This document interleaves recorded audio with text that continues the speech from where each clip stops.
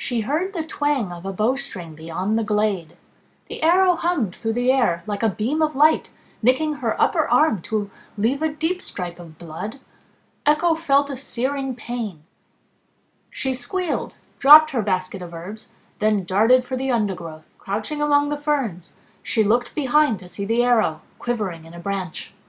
In the space beneath the tree's roots lay her den and wood-framed pack, but she had no time to collect her few belongings. She leaped to her feet and sprinted along a faint path through the bracken as another arrow whizzed past her ear. She came to a clearing, startling the dozen red deer that scattered in fright.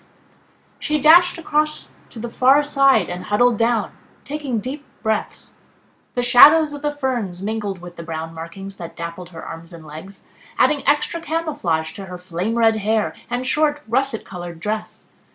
Echo peeped out from her hiding place, her hazel eyes scanning the glade where early morning light slanted through fans of oak leaves. Moments later, her pursuer charged out from the trees opposite. She gasped as she recognized the burly, bearded man, his hair a dark mane, his outfit of black horsehide. His name was Wulfric, a forester who a year earlier had fought alongside the enemy at the siege of Evil Hold, when Echo's parents and all their friends had been killed. She knew why Wulfric had tracked her to this part of Wicca Forest. A week before, on a still moonless night, Echo had raided the castle of Lord Hugo de Mortaine and stolen the tax money he'd collected from his starving people. She'd returned the money to the village folk, causing the enraged Lord Hugo to put up a reward for her capture, dead or alive. Wulfric lurched out into the center of the glade, longbow and arrow at the ready. A rustling in the undergrowth distracted him. He spun around and released his arrow, narrowly missing the wild boar as it retreated into the tangle of bushes. Echo shot out from her hiding place and raced across towards the forester. When Wulfric saw his young attacker, he reached for his quiver and took out another arrow, notching it in his bow. Echo performed a handspring and took off in a series of forward flick-flacks, flipping over and over. As Wulfric loosed his arrow, Echo leaped up and out of its path, completing a high double somersault over the forester's head to land soft-footed behind him. Wulfric whirled around, and in the same moment, Echo sprang up and spun in midair to unleash a flying drop kick, the soles of her deerskin boots drilling into his chest. With a cry, Wulfric toppled over and hit the ground with bone-shaking force, and the wind knocked out of him. Echo caught her breath and stood a pace away, snatching up Wulfric's bow, then breaking it over her knee. "See the cowardly stink-toad, who cannot even fight a girl of 12 years, she said. Slowly the forester sat up, gulping for air, the sweat glistening on his forehead. He fixed her with narrow, cat-like eyes. "Breaking my bow will do thee no good," he snarled, his face contorted with fury. "Thou hast vexed the lord of this manor for many weeks, but soon thou wilt be dead like thy parents. Mine arrows are tipped with poison more deadly than an adder's tongue." "I am of dryad blood," Echo reminded him. "I have only to touch the living wood of a tree to be cured of all illness." Wulfric bared his rotten teeth as he laughed in triumph. "Ha! Not if I take thee clear of the forest." Echo looked at her arm. The edges of her wound were white and blotchy as if stung by many nettles. Part of her wanted to attack this man with his own sword, but she couldn't bring herself to kill. "Already the poison is working," said Wulfric. "There is a price on thine head, and the reward will be mine."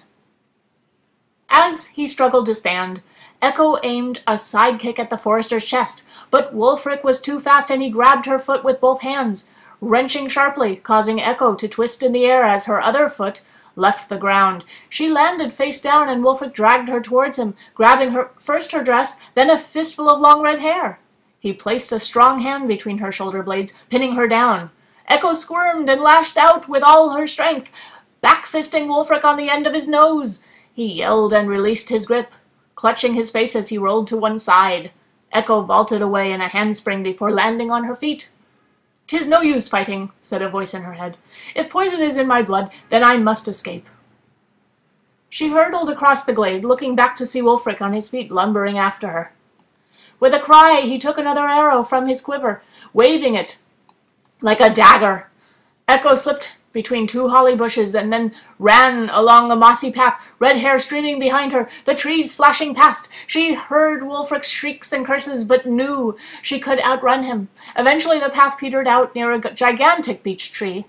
Beyond it, the rough wilderness ended at the edge of a steep ravine, a fast-flowing stream some 20 yards below. Over to her left she saw a long, narrow tree trunk spanning the ravine. She dashed to the makeshift bridge, then quickly crossed it with arms outstretched. At the other side she paused to wipe the drops of blood trickling from her wound. She looked across the ravine to see Wulfric emerging near the beech tree. He spotted her and headed for the bridge, still waving the poisoned arrow. Echo crouched down at the place where the trunk met the ground. Even with her injured arm, she had greater strength than most adults. Teeth clenched and muscles straining, she took hold of the trunk and pulled hard, dislodging it from the opposite bank to send it tumbling into the stream far below. "Thou canst not catch me now," she called, "thou measle-mouthed nut-hook, with a face like a hound's bottom." "Catch thee I will," Wulfric roared back, raising a fist, "thou toad-spotted navelet." With this he began to scramble down the steep side of the ravine. Echo looked again at her wounded arm. For the tree magic to work, she had to make contact with living wood, but Wulfric had already threatened to drag her clear of the forest. She decided to escape through the treetops so he couldn't track her. She hurried into the forest and came to a huge chestnut tree, the gnarls and broken branches on its trunk offering many footholds. Her arm was beginning to stiffen, but she managed to climb up, resting as she came to a thick bough. She clambered higher, then shinned across to where the branches connected with another tree. Taking a deep breath, she leaped across, soaring from tree to tree like a squirrel until she was in the densest part of Wicca Forest. But now she was losing the feeling in her fingertips, and her body felt cold and sweaty as the poison took hold. With one final leap, she landed in the limbs of a huge ancient oak tree, some of its branches dead, but others awakening into spring leaf. Her stomach began to clench, her arms and legs shuddering, and she found it hard to swallow. She saw movement below, a shifting of the ivy at the top of the tall trunk. 2 large eyes appeared, and a tawny owl flew out, hooting in surprise. She was saved. The tree was hollow. She scrambled to the top of the trunk, jabbing with her toes at the place where the owl had appeared, feeling an empty space beyond the ivy. A few more kicks revealed a hole wide enough to take her. She began to slip down, parting the strands of ivy with her feet before sliding her legs inside. She stretched up her arms and slithered into the trunk until her world became clammy and dark. Only now, with the hole out of reach, did she realize her mistake. The trunk was taller and narrower than she'd thought. Her hips stuck. Her eyelids became as heavy as iron, her body quivering as the venom coursed through her veins. Her tongue turned to stone, and the strength ebbed from her limbs. In her stunned mind, she saw visions of her father and mother. Large tears began to roll down her cheeks as she drifted into unconsciousness. But the mighty tree looked after its own folk. The oak and the girl dryad drew power from one another, the preserving force of ancient woodland magic. Echo McCool departed her own time, but cocooned in this protective place, her soul would never fly from her body for so long as the tree itself remained alive.